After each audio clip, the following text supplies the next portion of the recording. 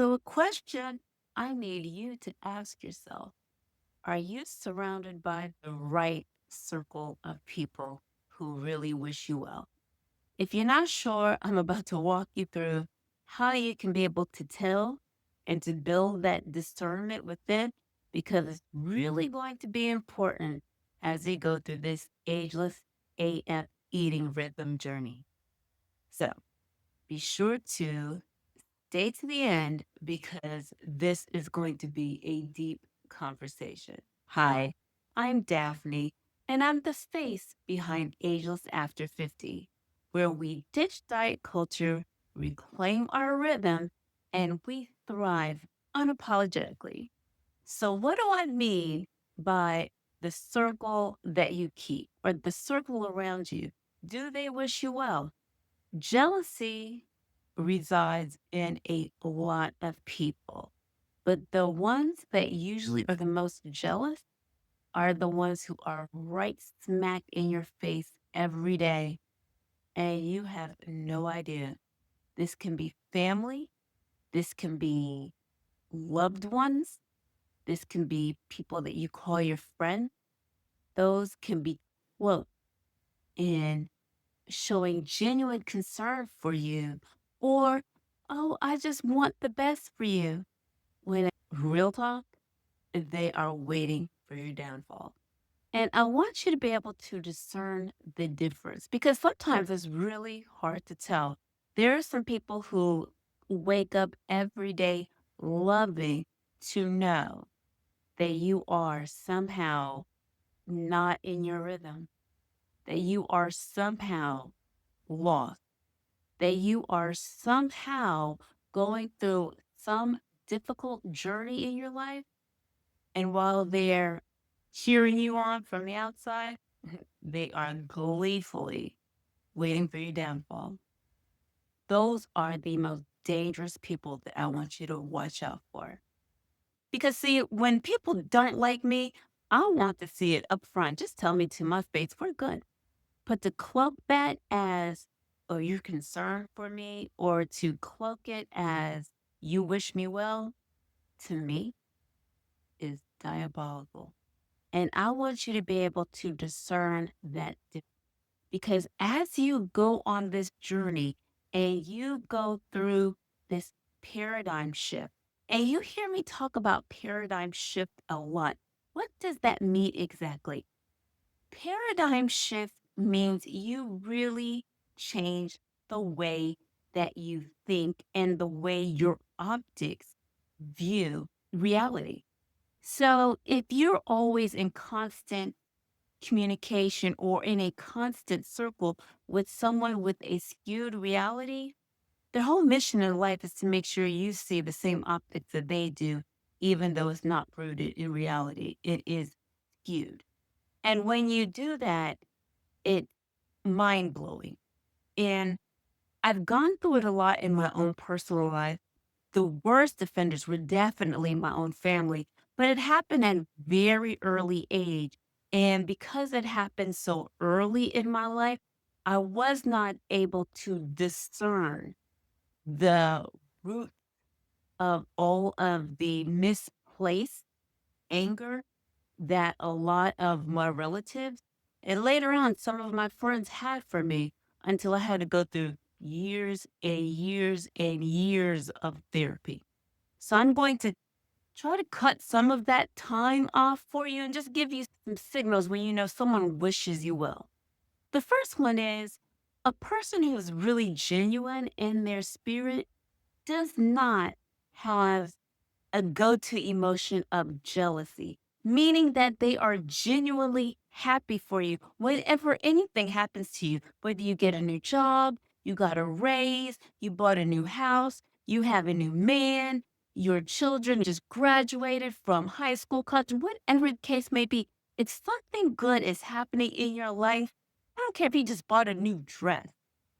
They are genuinely happy for you. They are rooting for you. And that is consistent behavior across the board. That's who you can tell who's really in your corner. But if it's someone who always has to put in some kind of snide remark, that dress doesn't look so great on you with that. You really think you're small enough to wear that dress? Here's one that I get this to this day will always baffle me. Mm. Why is your hair so long?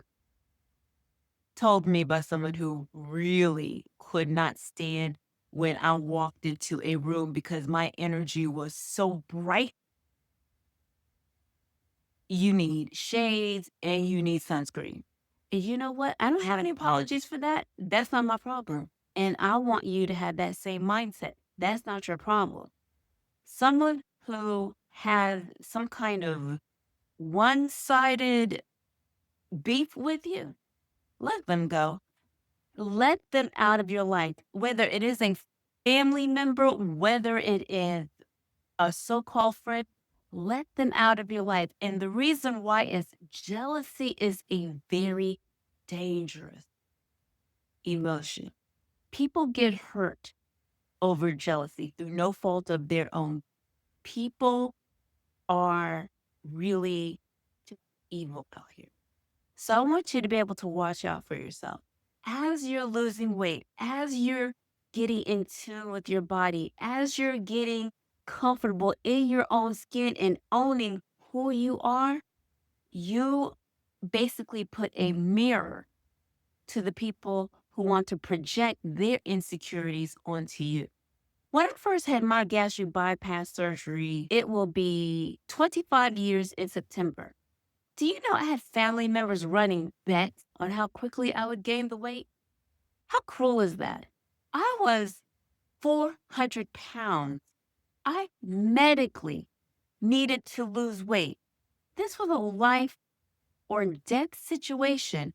And I had family members rooting and betting, oh, she's going to gain that weight back. Now, that's an extreme case, but let me tell you, that's not too far from the truth when you look at your own circle. And I want you to look at it good. The people who are there for you when you are down, when you have nothing to offer, you have nothing to give, and they still want to be there for you, those are your people. Those are your people. Those are the people who are there for you through thick, thin, and everything in between. But the people who always want to cut you off at the knees so they can make themselves taller, let them go. And if you don't want to let them go, like, for example, if they're a family member and you're just like, well, family's everything, well, I'll save that video for another day. Family is not. But let me tell you this, set boundaries and check them. Look, this is not what we're going to do today. You're not going to speak to me in that fashion. You are not going to treat me in that fashion. Otherwise, we can part ways. And they now know that there is a line of demarcation of what is considered acceptable behavior for you. Because as you go into this journey, you're going to be able to see it. I've told you I'm more than 3 years into my sobriety journey.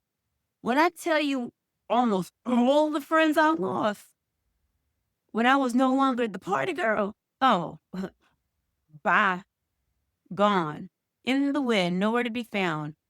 I now speak to maybe two of them who were true ride or die for me, but the rest, nowhere to be found. Because once I was no longer the party girl, and once I wasn't, buying rails for people and buying other people's dinner and all that stuff, they no longer had a need for what I could do for them. And I want you to feel that. If someone no longer has a need for what you can do for them, let them go. I don't go through the world seeing things as transactional. Oh, I did this for you, so you better do it for me, or I'm going to recall something that I did for you 20 years ago and throw it back in your face when you need something. No, I just pay it forward. I'm a big believer in pay it forward, and I don't keep track of anything that I do. That's kind because I don't see the point in doing that. Why? So that means I had no ulterior motive of being kind in the first place. So why do it? Or if you're going to do it, just tell people, look, I expect you to do this, this, and this. That's why I never loan money. I either have it to give to you or I don't have it. And I'll tell you, I don't have it. And before anyone asks, no, I don't have it. But I say all that to say The reason why I never loan anyone any money is because that's going to set you up for disappointment quickly. I have loaned people money in the past, and I can count on one hand who's paid me back. I have one particular person that I can think of very clearly. I was nothing but an ATM machine to her. Nothing but an ATM machine. And when I finally called her out on it, she tried to gaslight me and tell me that I caused something disrupted in her life when it had nothing to do with me. That's another tactic they use, the gaslighting. It's a skewed optic. They don't see the world in reality. They see the world in a skewed reality. And I want you to be very mindful of that. The reason why I'm able to be sober in the first place is that I stopped trying to chase this unrealistic, distorted optics that my own mother had. And that's deep. Such a distorted optic, I realized, oh my gosh, I'm literally just drinking myself into my own downfall if I keep trying to see things from her lens, from her optics, and her optics were skewed. That's one example. May she rest in peace. I always love my mother, but I will not love the things that she did that harmed me. And that applies to a lot of my family members. I wish them all well, but I don't have any need to have contact with them. I do a no contact policy because these are people who do not wish me well. Just because I wish you well doesn't mean you're going to reciprocate in kind. And that's what I want you to remember as you're going on this journey. I want you to be able to identify the people in this journey who are genuinely happy for you. And the thing you're going to start realizing is going to be strangers. It's going to be people that you do not know. The people that you've known for 10, 20, 30 years. See, they want you to stay the same way you are. When I was at my heaviest and I was in the club with my girls, I would be everyone's purse holder. I would watch everyone's purse. I was a designated person and I was a designated driver because everyone knew, well, no one's going to talk to the fat girl. So she'll hold our purses and we can go have fun. But then when I lost the weight and, oh, the guys want to talk to me. Oh, shock. The whole wrong. What? Why do they want to talk to you? And then they'll find everything to cut you down. Why is your hair like this? Oh, you have something on your face. That dress doesn't look right on you. Your zipper. They'll point out something to try to put you off your game, to try to make you feel self-conscious. It's a dig. When men do it, it's called negging. That's another video for another day. Right now, I'm just talking about people in your circle who claim to wish you well and to love you. I want you to watch out for that. And if you like what you hear so far, make sure you smash that button so that YouTube knows that we are out here in these streets. Now, I'm going to wrap this up with something that's happened to me in several relationships.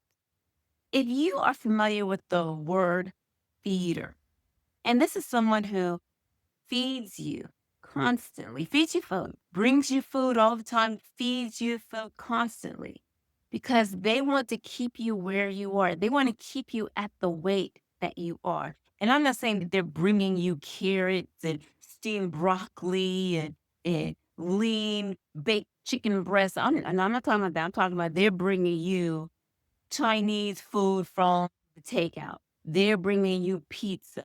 They're bringing you stuff that they know is not the most nutrient dense food for you. But they're doing that on purpose because they want you to stay where you're at, especially if you've told them that you're going on a journey where you want to lose weight.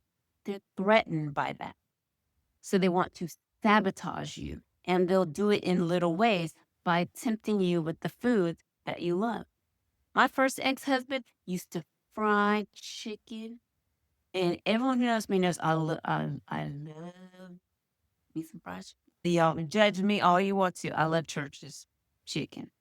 But my first ex-husband, and I've spoken about him in prior video, he was very violent, very violent. And his way to apologize would be to fry chicken. Fry me a big, like, 8-piece thing of chicken. I was at the height of my weight, so I'm at this point. When we got married, I was 350, and then by the time I left him and had my gastric bypass, and again, this is 25 years ago, I was at 400. So in the little time that we were married, I got married in 98. I had gastric bypass in 2000. So in 2 years, 50 pounds. All that cooking. I didn't cook. He did all that cooking. He was a big guy himself. There was a significant age difference. He was 13 years older than me at the time. I was in my 20s and he was almost 40. And so there was that control piece. There was the whole, I don't know if we could say the word grooming, but he just wanted me to do as he says, basically. And when I was like, no, oh, I got it. But I say that to say it doesn't have to be that extreme. I have another ex, and he and we stay in touch. I will always love him as a friend. He used to feed me all the time too. And while I was with him, when I first met him, I was about maybe 185. I gained more than 50 pounds in our relationship. I was with him for 4 years. I got up to 250. He would love to feed me. Some guys like that thick woman aesthetic, which is fine. You like what you like, but not at the expense of your health. And when you're trying to change and do for you, sometimes you might walk this journey alone. And it's hard because you have to feel and just stand and just feel those emotions and go through them. Sometimes you'll cry, sometimes you'll scream, sometimes you'll just be confused because you don't understand why someone who says, I love you, would do something that screams the opposite. Take me as your cautionary tale. You are good enough right here and right now. This is a journey. There's going to be a lot of stops and there's going to be different people, but there is always going to be one common denominator, and that's you. So you take control. This is your life. This is your rules. And no one has the right or the dim your lights. Remember, make sure to share this video with someone who needs to hear this today. Someone who needs to hear this message loud and clear. Say, look, I'm just sending this to you. You need to hear this. And while you're at it, go ahead and subscribe. Hit that subscribe button because I do all these deep dives on Tuesdays and Thursdays. Fresh content. And during the week, you'll get my little tidbits of life. Again, we ditch diet culture, we reclaim our rhythm, and we thrive unapologetic. If you felt something in this message, put a heart in the comment part for me. Just so I know that you are seen and I am here for you. You are not on this journey alone. We're in this together. Okay? I'll see you soon. And until then, be kind to yourself.